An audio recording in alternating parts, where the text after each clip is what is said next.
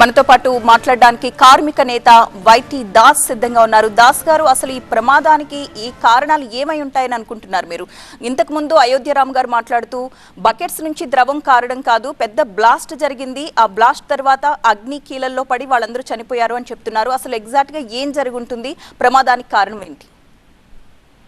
ప్రమాదానికి కారణాలు ఏంటంటే ఒకటండి, ఇది ఒక రోజుతో వచ్చింది కాదు. ప్రాపర్ మెయింటెనెన్స్ లేక మ్యాన్ పవర్ తగ్గించడము, మిషన్స్ ప్రాపర్ గా రన్ అంటే మెయింటెనెన్స్ లేకుండా కూడా రన్ చేయడము.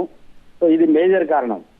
కాబట్టి ఈ ఉత్పత్తి తీయాలన్న దీంతో తప్ప అక్కడ మెయింటెనెన్స్ కానీ లేకుంటే మ్యాన్ పవర్ కానీ వాళ్ళ తలకు ఇబ్బందులు కానీ తెలుసుకోకుండా కంటిన్యూస్ చూసిన ప్రాసెస్ లో SMS-1 మిషన్ 2లో జరిగినటువంటి ఈ ప్రమాదం.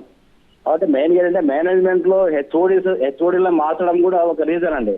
అంటే ఉన్నత అధికారులు ఎవరైతే ఉన్నారో డిపార్ట్మెంట్ హెడ్స్ ని తమ ఇష్టం వచ్చినట్లు అంటే ఎక్స్పీరియన్స్ ఉన్నటువంటి వాళ్ళని తీసుకెళ్లి ఇంకో డిపార్ట్మెంట్ కి వేయడము, అటువంటి ఈ ట్రాన్స్ఫర్స్ కూడా కీలక పాత్ర పోషిస్తాయి.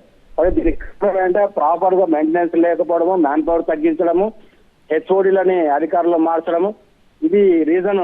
ఇది ఇంకా ఇదండి.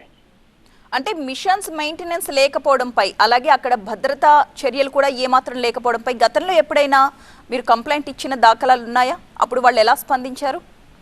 SMS-2 మొత్తం ప్లాంట్లు అన్ని డిపార్ట్మెంట్ లో కూడా రాబోయే కాలంలో ఇదే పరిస్థితి వస్తుందండి. ఎందుకంటే ప్రాపర్ మెయింటెనెన్స్ లేకుండా మ్యాన్ పవర్ తగ్గించడం వలన ఇదే పరిస్థితి వస్తున్న క్రమంలో ప్రతి డిపార్ట్మెంట్ లో కూడా సిఐటి అనేక సమస్యలు రైజ్ చేసినా కూడా మేనేజ్మెంట్ వన్ సైడ్ గా ముందుకెళ్తుంది.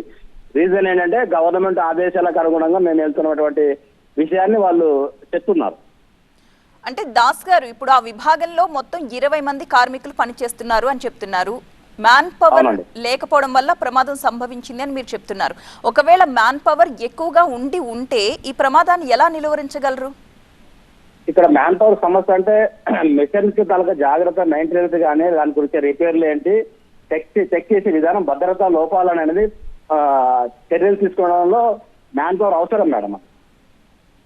ఓకే, అంటే మిషన్స్ చెక్ చేయడానికి మ్యాన్ పవర్ సరిపోవట్లేదు, అక్కడ ఉన్న వర్క్ చేయడానికే తక్కువ మంది సిబ్బందితో పని చేయిస్తున్నారు. సో అన్ని చూసుకోవడం వీలు కాకపోవడం వల్లే ఇలాంటి ప్రమాదం జరిగింది అని అంటున్నారు మీరు.